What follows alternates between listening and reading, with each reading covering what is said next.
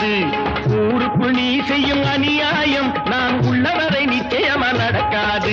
நான் நெருப்பில் நடப்பவன்டா, ஆனா நீதிக்கு பயந்தவன்டா. தர்மத்தை அழிக்க வந்தா என்னை தந்தேன்னு காப்பவன்டா, உயிரை தந்தேன்னு காப்பவன்டா. நாம் பார்த்தா பைத்தியக்காரே, உன் பாட்டனுக்கும் வைத்தியம் பார்ப்பேன்.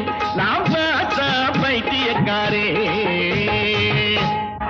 ஆஞ்சனையா, என் பைத்தியம் என்ன நீ கீழே தள்ளிட்ட?